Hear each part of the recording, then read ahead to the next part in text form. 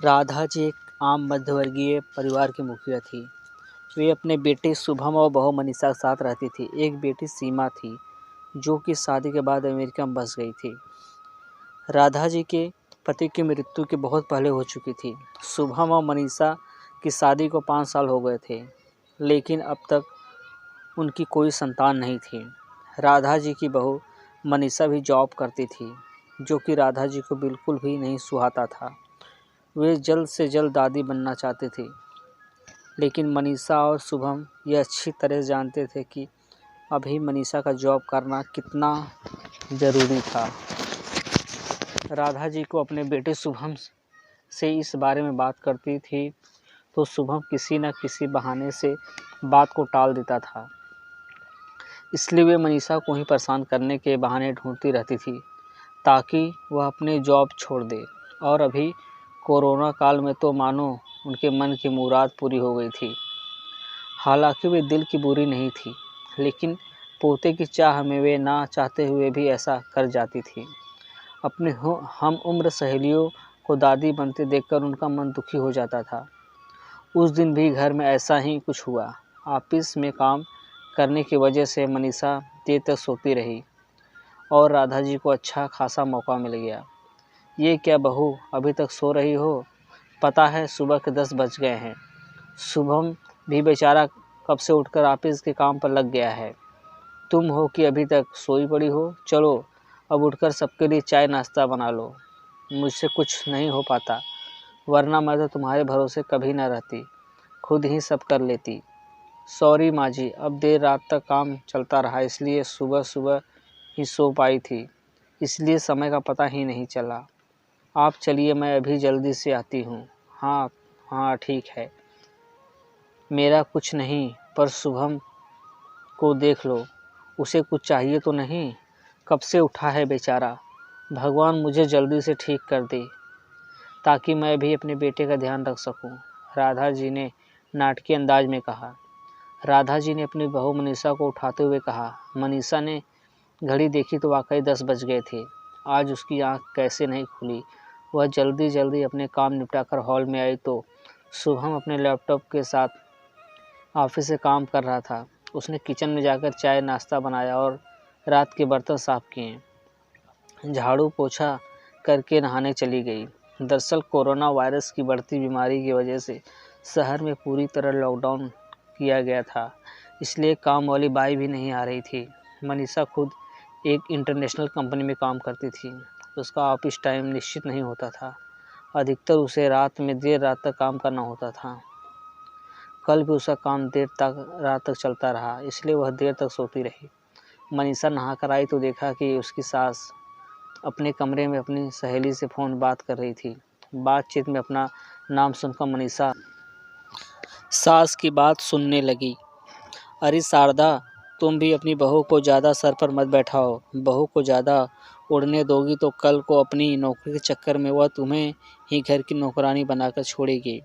मैं तो भाई शुरू से ही मनीषा के नौकरी करने के खिलाफ थी। अब करे नौकरी शौक से, पर साथ साथ घर के काम भी करे। मैं तो बदन का बहाना बनाकर बैठ जाती हूँ, नहीं तो सारे काम का बोझ मेरे सर पर आ गिरता। मैं कोई मुफ्त की नौकरानी थोड़ी ही हूँ। मैं तो कहती हूँ कि तुम भी यही किया करो। सास की बात सुनकर मनीषा की आंखों में आंसू आ गए। वह जिस सास को बीमार समझकर उसकी दिन रात सेवा करती है, उन्हें एक गिलास तक उठाने नहीं देती। सारा दिन घर का और रात को ऑफिस से काम करके थकान से चूर होकर भी वो तक नहीं करती। उसका यह फल मिला है उसे। माना वे मेरी नौकरी के खिलाफ है, मगर यदि बात घर की किस्त नहीं होती तो भी कभी नौकरी नहीं करती। शुभम का बोझ कम करने के लिए ही तो वह नौकरी कर रही है। खैर, अभी के मुश्किल समय में वह सास से किसी भी बात पर बहस नहीं करना चाहती थी जिससे घर का माहौल ख़राब हो। इसलिए वह उनकी बात को नज़रअंदाज करके वहाँ से चली गई। लेकिन उसकी नज़रों में राधा जी की इज्जत ज़रूर कम हो गई थी। दूसरे दिन सुबह सुबह राधा जी की बेटी सीमा का अमेरिका से फ़ोन आ गया। सीमा की सास उसके पास अमेरिका आई थी। आदत के अनुसार राधा जी ने जैसे ही सीमा की सास की बुराई करनी चाहिए, वैसे ही सीमा ने उन्हें डपट दिया।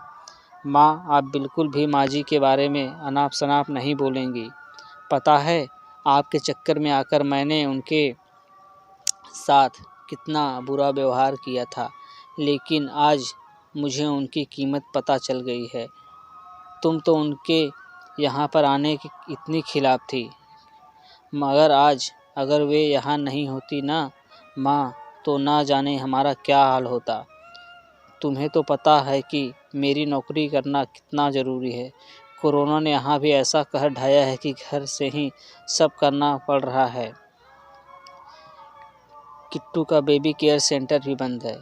मैं और राजेश फुल टाइम पीजी रहते हैं। ऐसे में माँ जी ने अकेले ही किट्टू के साथ साथ पूरे घर का सारा काम संभाला हुआ है। मुझे कुछ भी नहीं करने देती। अगर वे नहीं होती तो माँ हमारा क्या होता, यह सोचकर ही रोंगटे खड़े हो जाते हैं। सच में माँ, वे कोई साधारण महिला नहीं है, बल्कि मेरे लिए तो देवी के समान है। मेरे इतना अपमान करने के बावजूद। और सीमा रोने लगी। उसने फ़ोन कट कर दिया। सीमा की बात सुनकर राधा जी की भी आंखें भर आई। उन्हें अपनी भूल का एहसास हो गया था। मनीषा तो वाकई उनके कितना ख्याल रखती है। उनकी कड़वी से कड़वी बात को भी बुरा नहीं मानती है, उल्टे जवाब भी नहीं देती है। वाकई अभी का समय तो एक दूसरे को हौसला देने का है, सारे गिले शिकवे भुलाकर एक दूसरे की मदद करने का है। तो फिर से स्वार्थ में कैसे अंधी हो गई थी, इतना कैसे गिर गए थे कि वैसे मुश्किल समय में अपने ही परिवार की सहायता नहीं कर सकती। उन्होंने उसी समय मनीषा को बुलाकर उसके सिर पर प्यार से हाथ फेरते हुए कहा, मनीषा, आज से घर के कामों की आधी जिम्मेदारी मेरी रहेगी। मैंने आज तक तुम्हें जो भी कहा और किया उसके लिए सॉरी। चलो अब तुम जाकर आराम करो, खाना मैं बना लूँगी।